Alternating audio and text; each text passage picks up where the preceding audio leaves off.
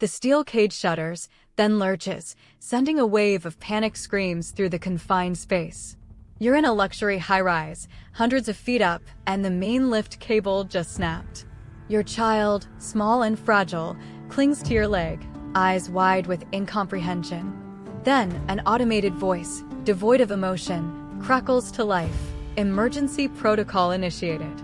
A single biometric input will reroute power, activating the failsafe, but the biosacrifice will be complete. The button, ominously red, glows at eye level. One life or hundreds.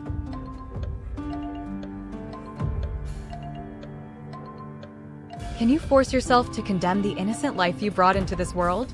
Or will you stand by, a silent witness to a mass grave, knowing your inaction sealed their fate? What kind of monster makes such a choice? 10, 9, 8, 7, 6, 5, 4, 3, 2, 1. This isn't merely the trolley problem on a grand scale. It's a direct assault on the primal instinct of parenthood. The act of choosing to sacrifice your own child, even for countless others, tears at the very fabric of identity. The survivor's guilt, the moral injury, the knowledge that you became both a savior and an executioner in a single, agonizing moment. Could a soul ever recover from such a decision? Or would every sunrise thereafter be a haunting reminder of the darkness you embraced or the helplessness you endured?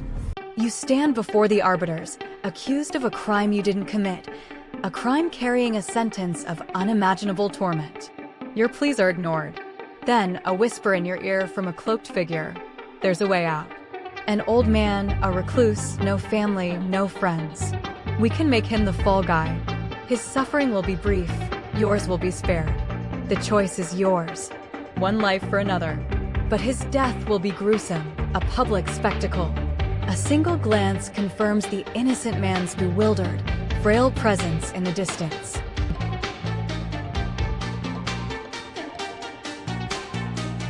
Can you trade an innocent life for your own, knowing their final moments will be a symphony of agony? Or will you embrace a horrific end, clinging to a morality that no one else upholds? 10, 9, 8, 7, 6, 5, 4, 3, 2, 1. This dilemma forces a brutal confrontation with self-preservation versus the sanctity of an innocent life. To actively condemn someone to save yourself creates an existential horror. The psychological burden of knowing you orchestrated another's demise, watching their terror, would haunt every waking moment, every relieved breath. But what of the alternative? To endure such suffering, knowing a way out existed, would test the limits of human endurance and perhaps drive one mad with regret. Where does self-worth end and depravity begin? You wake in a sun-drenched meadow, your lost loved ones surrounding you, their laughter echoing through an idyllic dreamscape. A voice, warm and reassuring, whispers, "This can be your eternity." Perfect bliss, tailored to your deepest desires.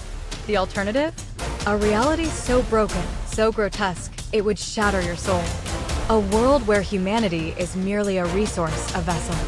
A shimmering portal to your real life beckons, but through its edges, you glimpse shadows, contorted forms, a hint of something truly monstrous.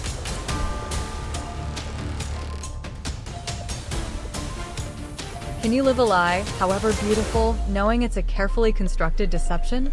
Or do you risk losing everything, including your sanity, to face a truth that might destroy you utterly? 10, 9, 8, 7, 6, 5, 4, 3, 2, 1. This is a philosophical battleground between comfort and consciousness. To embrace the simulation is to willingly surrender agency, to become a puppet in a beautiful cage. But the true world, in this scenario, offers no redemption, only a descent into despair and horror. The psychological toll of choosing truth, only to be crushed by it, is immense.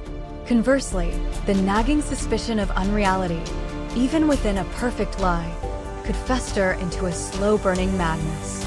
Which prison is worse, the one you see, or the one you feel but cannot escape? The desert sun beats down, merciless. Your small group, stranded, parched, faces certain death. The last canteen is bone dry. Then, a miracle, a hidden well, but its guardian, a gaunt, ancient figure, offers a chilling pact. The well will flow, but only if one of you offers their blood, a final sacrifice to replenish its spirit. The figure's eyes fix on your desperate faces. You have a husband, a sister, and an old friend. One must die by your command for the others to live.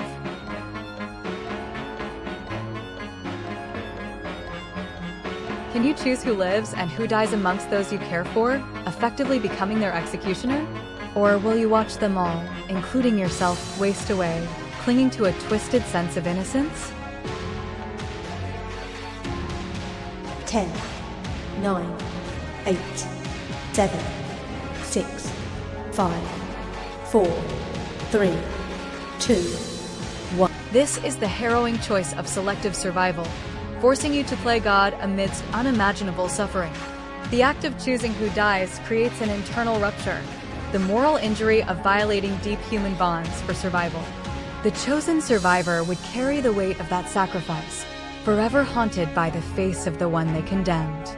The alternative, a collective, drawn-out death, might seem cleaner to some, but it's a surrender to fate that denies any form of agency, leaving an equally bitter taste of helplessness and failure. A global plague gnaws at humanity, reducing millions to dust. You are the last hope, a brilliant geneticist. Your research yields a horrifying truth. A cure exists, but it requires the creation of a sentient being, one destined for perpetual agony. Its very existence a living sacrifice machine for the antidote. Its cries, however, would be heard, its intelligence profound. Do you birth a godlike monster of pure suffering to save billions, or allow humanity to fade into oblivion?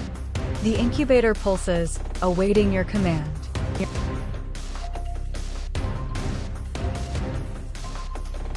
Can you consciously bring pure suffering into existence, a sentient being whose only purpose is torment, to save a dying world? Or will you sign humanity's death warrant, prioritizing one being's non-existence over billions of lives?